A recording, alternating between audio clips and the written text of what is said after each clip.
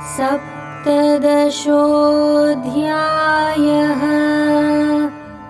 श्रद्धात्रयविभागयोगः। अर्जुन उवाच ये शास्त्रविधिमुत्सृज्य यजन्ते श्रद्धयान्विताः तेषां निष्ठा तु का कृष्ण। सत्त्वमाहो रजस्तमः सत्त्वमाहो रजस्तमः। श्रीभगवानुवाच त्रिविधा भवति श्रद्धा देहिनां सा स्वभावजा। सात्विकी राजसी चैव तामसी चेति तां शृणु। तामसी चेति तां शृणु। सत्त्वानुरूपा सर्वस्य श्रद्धा भवति भारत।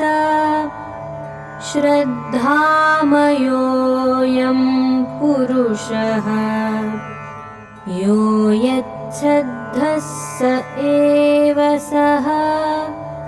यो यच्छ्रद्धः स एव सः। यजन्ते सात्विका देवान् यक्षरक्षांसि राजसाः। प्रेतान् भूतगणांश्चान्ये यजन्ते तामसा जनाः। यजन्ते तामसा जनाः। अशास्त्रविहितं घोरं तप्यन्ते ये तपो जनाः। दम्भाहङ्कारसंयुक्ताः कामरागबलान्विताः। कामरागबलान्विताः कर्षयन्तः शरीरस्थं भूतग्राममचेतसः। मां चैवान्तः शरीरस्थं तान् विद्यासुरनिश्चयान्। तान् विद्यासुरनिश्चयान्। आहारस्त्वपि सर्वस्य त्रिविधो भवति प्रियः। यज्ञस्तपस्तथा दानं तेषां भेदमिमं शृणु। तेषां भेदमिमं शृणु। आयुस्सत्त्वबलारोग्यसुखप्रीतिविवर्धनाः रस्या स्निग्धा स्थिरा हृद्याः। आहाराः सात्विकप्रियाः। आहाराः सात्विकप्रियाः। कट्वं ललवणात्युष्णतीक्ष्णरूक्षविदाहिनः आहारा राजसस्येष्टाः दुःखशोकामयप्रदाः दुःखशोकामयप्रदाः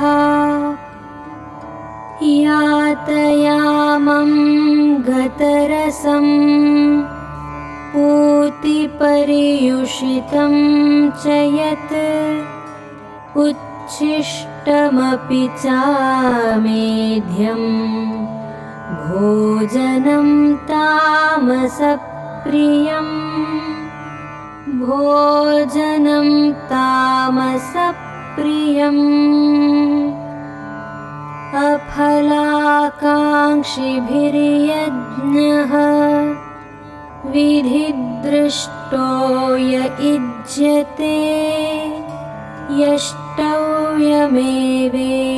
मनः समाधाय स सात्विकः समाधाय स सात्विकः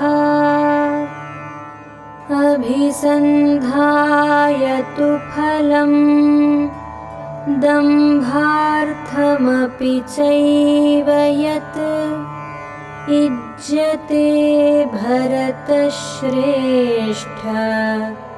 तं यज्ञं विद्धि राजसम् तं यज्ञं विद्धि राजसम् विधिहीनमसृष्टान्नम् मन्त्रहीनमदक्षिणम् श्रद्धाविरहितं यज्ञम् तामसं परिचक्षते तामसं परिचक्षते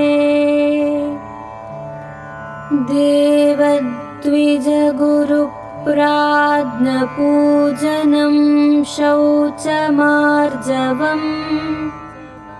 ब्रह्मचर्यमहिंसा च शारीरं तप उच्यते शारीरं तप उच्यते अनुद्वेगकरं वाक्यं सत्यं प्रियहितं च यत् स्वाध्यायाभ्यसनं चैव वाङ्मयं तप उच्यते वाङ्मयं तप उच्यते मनः प्रसादः सौम्यत्वं मौनमात्मविनिग्रहः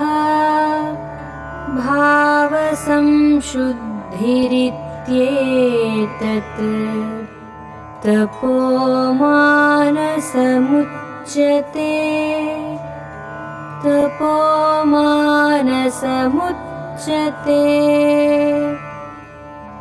श्रद्धया परया तप्तं तपस्तत्त्रिविधं नरैः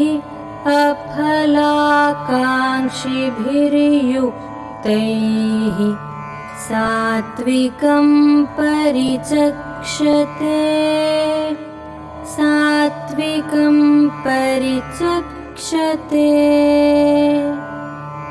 सत्कारमानपूजार्थं तपोदम्भेन चैव यत् क्रियते तदिह प्रोक्तं राजसं चलमध्रुवम् राजसं चलमध्रुवम्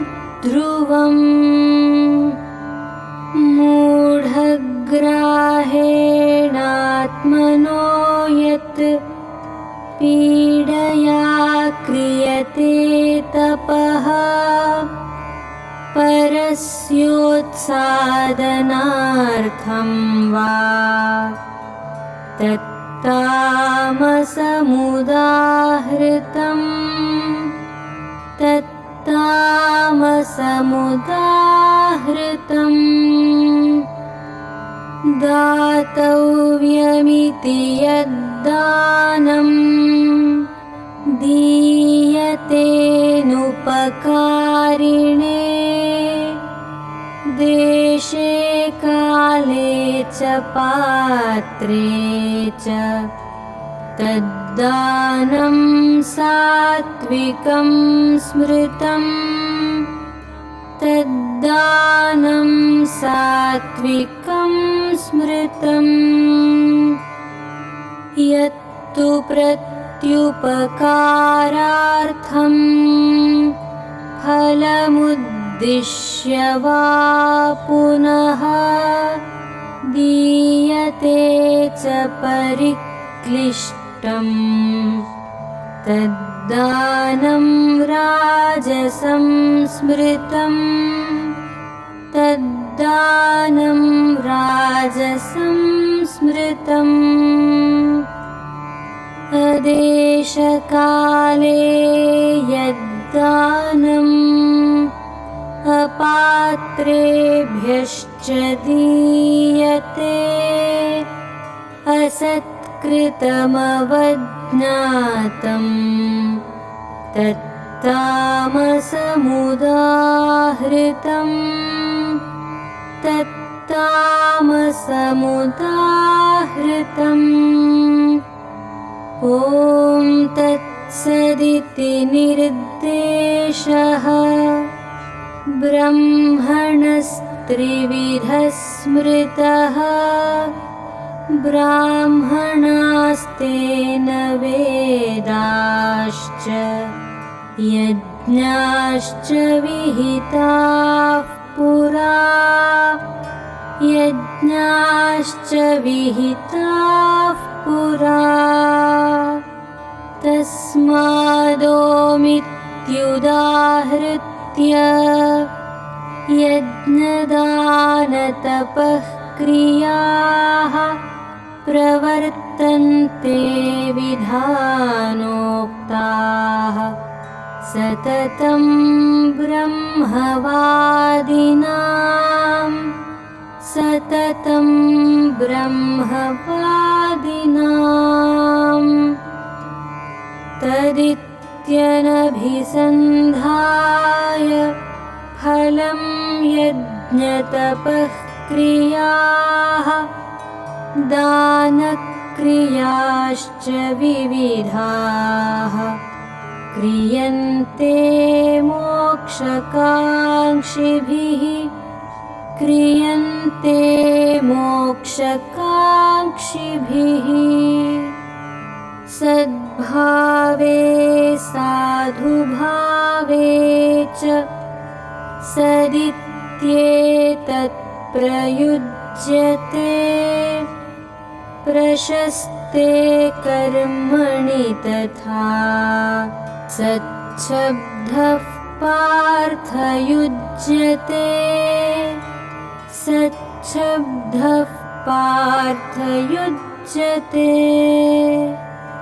यज्ञे तपसि दाने च स्थितिः सदिति चोच्यते कर्म चैव तदर्थीयम् सदित्येवाभिधीयते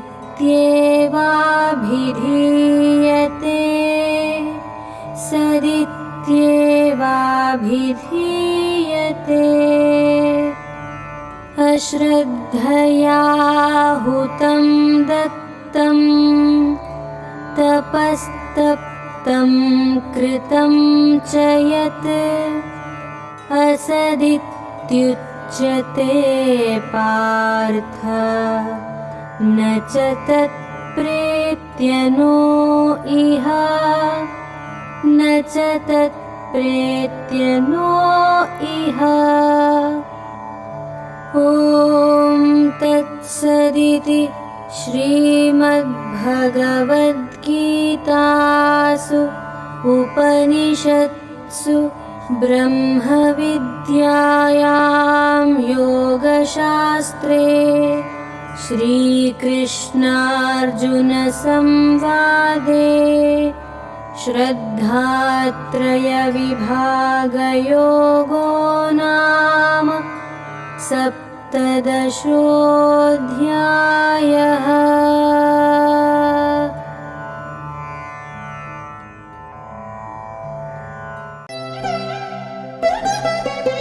We are glad to announce setting up of the world's first and exclusive Bhagavad Gita University, and we seek your generous help. For more details, visit our website geetauniversity.in or give us a missed call on 9128 444 555. Also, please share this information to your friends to enable us build a world-class Gita University and make the world a better place to live. Jai Shri Krishna.